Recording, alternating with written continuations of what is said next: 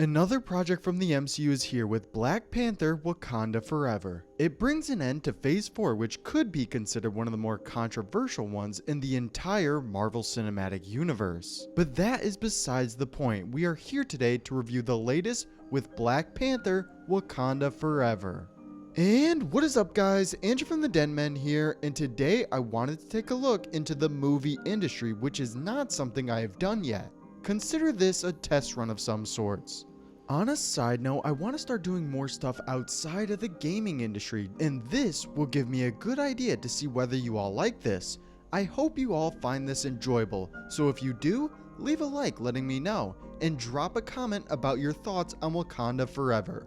Before we get into the review, there will be spoilers ahead, so this is your warning if you haven't seen the movie yet and don't want to be spoiled. With that being said, we have a lot to go over, so get comfy, relax a little, and let's get right into the video. So Black Panther Wakanda Forever is the last entry into Phase 4, with Ant-Man Quantumania starting off Phase 5 for the MCU. If we take a look at other Phase 4 projects, this tops a lot of them in my opinion, with the exception of No Way Home and Shang-Chi being standouts here. But this film is good for very different reasons compared to something like No Way Home. The movie is tense, emotional, and overall just very different than what you would expect from a superhero film. It deals a lot with the passing of Chadwick Boseman and the character of T'Challa as a whole, with there being massive power grab left in the wake of his passing. In my opinion, they did a really good job with handling this aspect and weaving it into the overarching plot of the film. You could see from the very start to the final credits how they dealt with the loss of their king and the Black Panther, and how it could leave them vulnerable to someone like Namor. Let's talk about Namor for a second, because as far as MCU villains go, he is one of the better ones, I'd have to say. I like the fact that they didn't so much treat him as a villain, but someone looking to protect his people, even if that means taking it to extreme measures sometimes. It is also an interesting choice on how they handled his powers, because he is definitely strong, with it being stated that he is similar in strength to the Hulk, but the fact that his power comes from the water makes a glaring weakness that is exploited in the movie. Namor was wrapped a lot within the plot and the themes of the film, with it being somewhat of a parallel to Wakanda and Shuri's story. I'd also like to point out that it's not just Namor himself who is powerful, but his warriors as well. Not to mention, when it came to the music score for the Atlanteans, it brought that sense of discovery, but also that eerie feeling. When it came to Namor and his people, they were a really good addition to the film, and something that I'd like to see them build off of in future Marvel projects, which is exactly where they were going by the end of the film. We do have a couple of other characters that carry the film well in the wake of Chadwick's passing, particularly the Queen of Wakanda. In a lot of the scenes she's in leading up to her death, Angela Bassett takes the lead and aced them. You can really tell that it was hard for her to take up the role of Queen, but she stepped up anyway because her family and the people of Wakanda needed her. She really brings those tense moments to a head and delivers on an amazing piece for the entire film. You could really tell that the actors took this film to heart, and the way they handled their roles worked perfectly through Wakanda Forever. But it's just hard to think about what if we did get T'Challa in the film. They were definitely given a bad hand when it came to Black Panther, and to not reprise the role of T'Challa started to show in some of the ways through the movie. It is hard to tell what would have happened, but it is still good to see that they were able to deliver even under the worst of circumstances.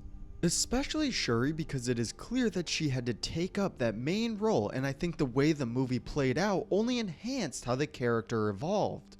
It was her story of navigating her brother's death and her faith between the old and new ways of Wakanda.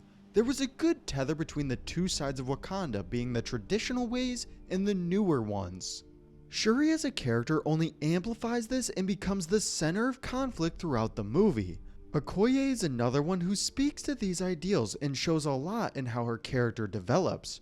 From the start, you see that she sticks to the traditional ways solely, even in other films like the first Black Panther, but slowly as the movie progresses, her character changes and realizes that Wakanda can be more than just its old traditions.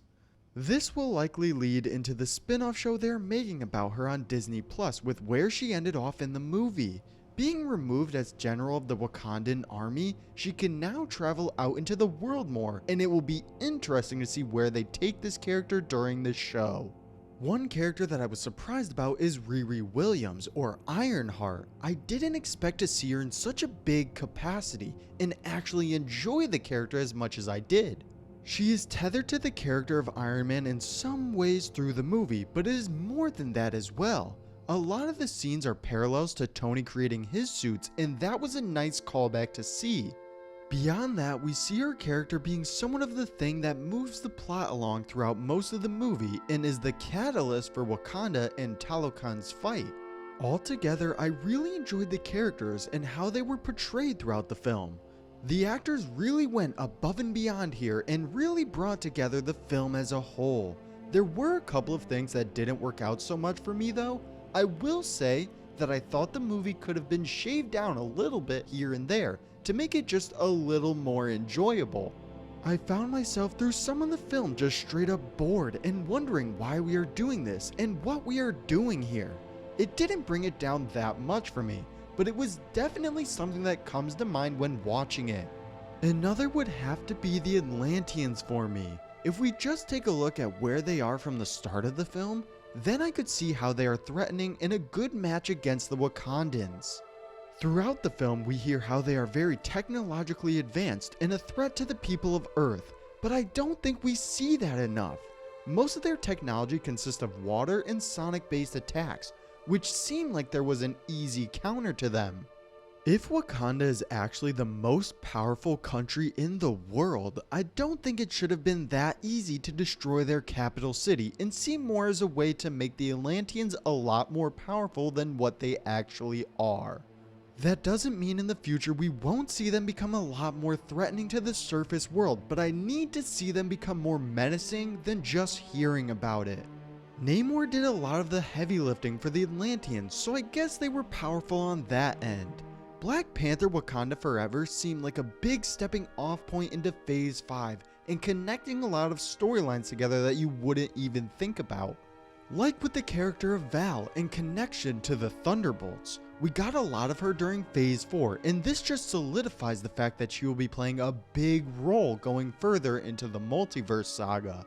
This might directly lead into the Thunderbolts movie or Black Panther 3 with her wanting vibranium for America and wanting to get it any way possible. We even get some teases into the Young Avengers with young T'Challa at the end of the movie. This will be something to continue to look at because slowly they are bringing in potential Young Avengers throughout Phase 4 like Miss Marvel, Kate Bishop, and now with young T'Challa. The pieces are there for them to play a big part during Kang Dynasty or Secret Wars, so I definitely expect to see them in upcoming Marvel projects. I really like how they were able to tie in these plot threads subtly, and now I want more in the future. Overall, Black Panther Wakanda Forever delivered on a pretty good film. There were still some minor things that made it somewhat worse, but it still had its good parts as well. The acting was phenomenal and carried a lot of the film for me, but like a lot of other MCU films, it starts to drag in the third act with it having an odd set piece. The final battle between the Wakandans and Atlanteans didn't work as well as I think it should have, and even the battle between Shuri and Namor was a little weird as well. It's hard to see where they will take the Black Panther character moving into Phase 5, but I hope they don't leave it off to the side until the major Avenger films with Kang Dynasty. We will definitely see a lot of the minor characters with Okoye and Ironheart in their own series, but I hope we get to hear about what M'Baku's doing as the new King of Wakanda. I'd be interested to see whether he turns evil like he is in the comics, or if he just wants to help the people of Wakanda. I like what they were able to set up, and overall what they were able to do with the Black Panther franchise.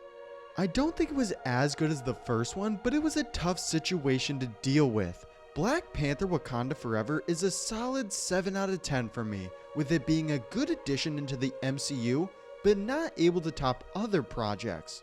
Phase 4 in general was pretty lackluster, but the sequel to Black Panther brought a good end and makes me look forward to more in Phase 5. Either way, I want to know what you guys thought of the movie, so drop a comment with your thoughts, and if you enjoyed the video, make sure to leave a like to let me know you like these reviews on movies. But that is all for me now though, guys. I hope you enjoyed, and I'll see you all next time.